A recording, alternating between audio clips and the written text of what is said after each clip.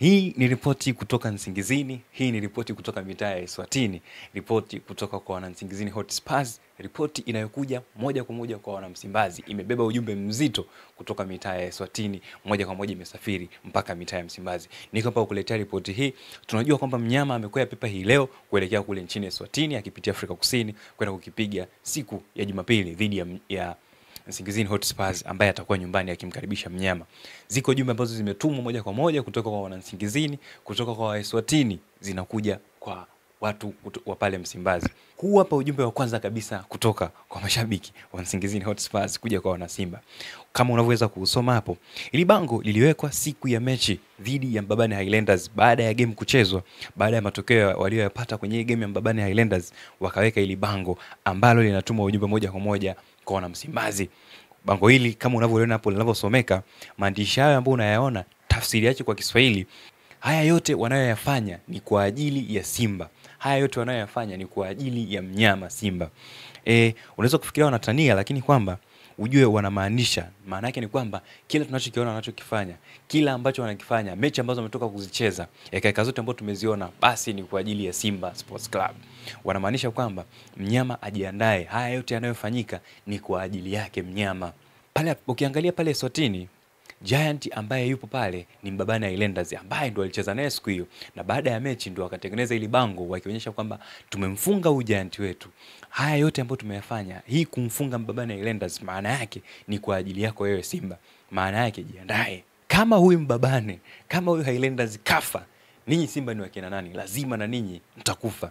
Tutawatoa kwenye hatua hii na sisi tutaenda hatua ya makundi. Ndio anachojaribu kusema Nsingizini. Kuna ujumbe mwingine hapa kutoka kwa wana Nsingizini kuja kwa wana Msimbazi. Ujumbe huu kama unavyoweza kuona kwenye kioo chako unasomeka kuwa Sibafuna 1 by 1. Maana yake ni kwamba, tafsiri yake kwa Kiingereza ni kwamba they are looking for 1 by 1 au we are looking for 1 by 1. Kwa Kiswahili tafsiri yake ni kwamba wanamtafuta mmoja baada ya mwingine, wanamtafuta mmoja baada ya mwingine.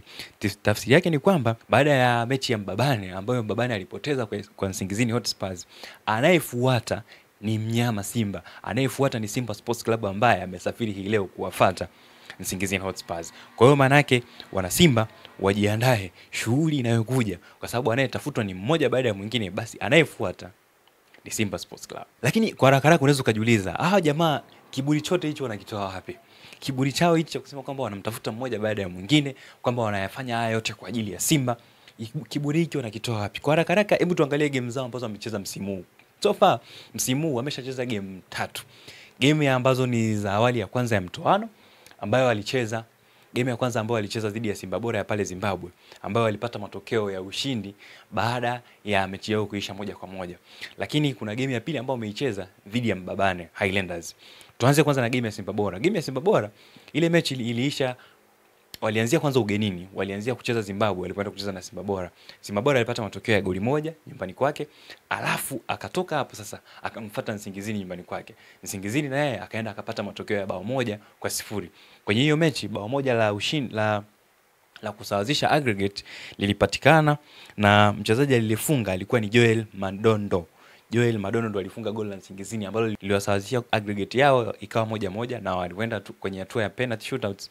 Basi Nsingizini akashinda kwa jumla ya penalty 4-2. Hivyo Nsingizini akafanikiwa kutinga hatua ya pili ya mtoano ya awali, ambayo nao anakutana na mnyama. So baada ya hiyo game ndo wakaja wakacheza game moja ya ligi na Mbabane Highlanders ambayo wameshinda, na mpaka sasa kwenye msimamo wa ligi wana alama 3 na ushindi wa mechi moja ambao wamecheza. Maana yake ushindi wa 100% kwa sababu wamecheza game moja wameshinda, na wana pointi 3, wako kwenye msimamo, wanashika nafasi ya 5 kwenye msimamo wa ligi kuu ya Eswatini. So kwenye game ya mwisho ambao walicheza dhidi ya Mbabane Highlanders ambayo ilikuwa ni game ya ligi sasa ya Eswatini, walipata matokeo ya ushindi wa bao 1-0 ambayo ndio yakaleta haya maneno yote. Hiyo mechi aliyefunga goli ni Nkosigifile Shongwe ambaye anavaa jezi namba 28 mgongoni. Ile jina ni gumu kidogo kulisoma, nitakuandikia hapo uweze kulisoma mwenyewe. So baada ya hayo yote sasa, baada ya kucheza mechi zao 2 za awali round ya mtoano na mechi hii ambayo wametoka kucheza baada ya kucheza na Mbabane Highlanders, next game ambayo inafuata ndo hii ya mnyama. Game ambayo hype yake ni kubwa sana. Tumetoka kuongea kwenye session yetu iliyopita kwamba kwenye bila pia hii mechi ina hype kubwa sana kutoka kwa Nsingizini Hotspurs. Mitandao ya kijamii imechangamka sana, wanatafuta attention kwa namna kubwa sana. Hatujajua wanajiandaje ndani ya uwanja, lakini nje ya uwanja wameweka effort kubwa sana kuhakikisha kwamba wanapata matokeo. Hatujui atayapataje kwa sababu nje ya uwanja hapachezi. Kwa kiasi kidogo sana ndo panacheza. Ndani ya uwanja ndo kuna shughuli nzima. Hatujajua ndani ya uwanja wanajiandaje, lakini nje ya uwanja jamaa wamejipanga na wana hype kubwa sana. Wanatafuta attention mitandao ya kijamii na yakaeka, maana yake wanatafuta mashabiki wao kuchangamka kununua tiketi. Uwanja wao tunataka kusema kwamba uwanja wao unaingia mashabiki 2000, lakini wao wanaamini kwamba mashabiki 2000 kwenye ule uwanja wao ni sawa na mashabiki 60,000 ndani ya uwanja wa Benjamin Mkapa, na kwamba eka zake Simba wataenda kuacha magoli ya kutosha, wataenda kufunga magoli ya kutosha pale nyumbani kwa Nsingizini Hotspurs, lakini ni swala la kusubiri na kuona.